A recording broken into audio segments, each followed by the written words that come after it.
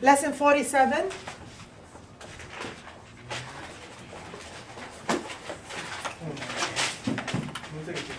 (47A), rate, unit, conversions.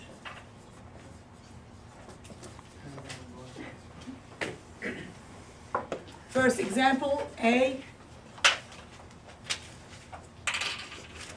We need to convert 30 miles per hour to miles per second.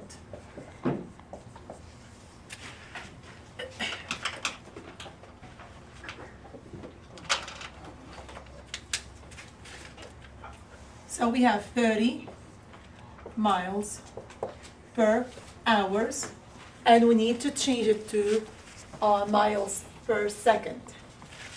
We're going to put our multiplication sign from hours to minutes.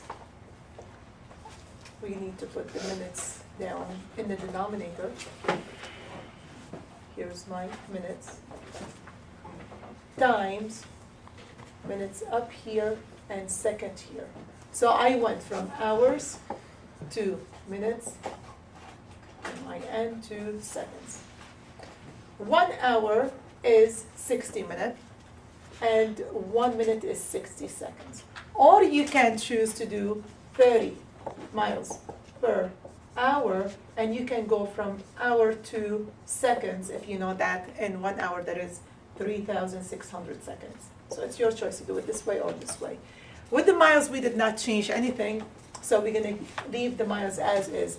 Hours with hours gone, they cancel each other out. Minutes with minutes gone, and all we have left is 30 miles over 60 seconds. Let's do one more problem dealing with conversion. Letter B, 87 miles per hour, and we need to change it to feet per second. So we're going to put here 87 miles per hour. Let's deal first with the distance units to go from miles to feet, then we're going to deal with the hour, with the time. Times. So miles here, and we're going to put feet here. What is the relationship between feet and miles? 5,280 feet. 5,280 feet equals to 1 mile.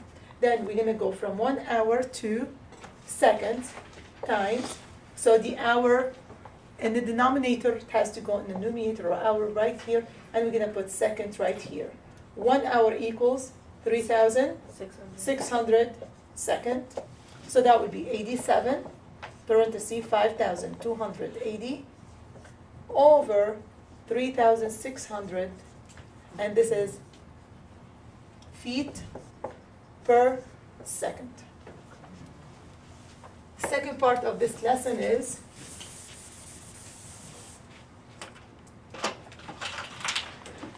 (47B),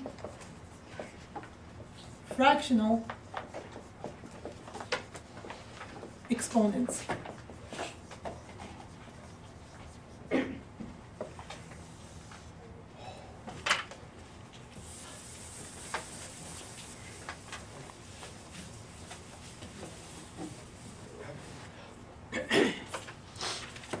Example C, square root of 2 multiplied by 16 with the fourth radical sign. As we said last time, we're going to start from the innermost and we're going to go out. So I'm going to leave my fourth power radical sign. 16. Can I change 16 to anything with the root of 2? 2 to the power of what equals 16? 2 to the power of 4. 2 to the power of 4 is 16. Then the square root of 2, I'm going to change it into exponents. Square root of x, if you remember from previous lesson, was x to the power of 1/2. So that square root of 2, I'm going to change it to 2 to the power of 1/2. Let's add the powers now. 4 plus 1/2 That would be 2 here, 2. So that would be 9 over 2, correct? Yes, ma'am.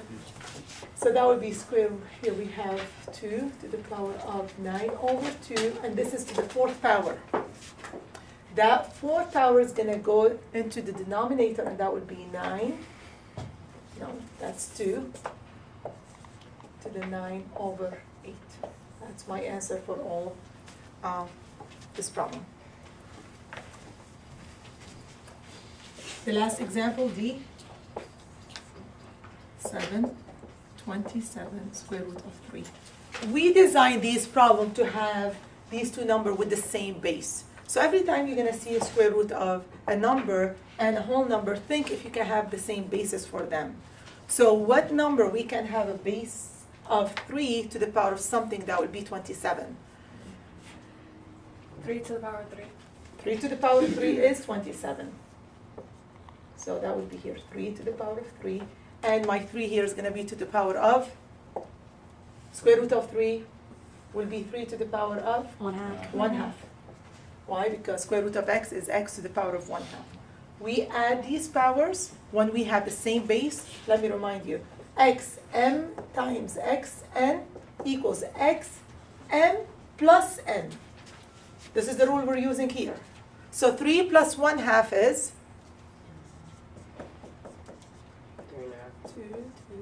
7 over 2, correct? So that would be here, 3 to the power of 7 over 2 to the 7th power. That 7, we're going to put it in the denominator, and that would be 3 to the power of 7 over 14. Can we reduce? Yes.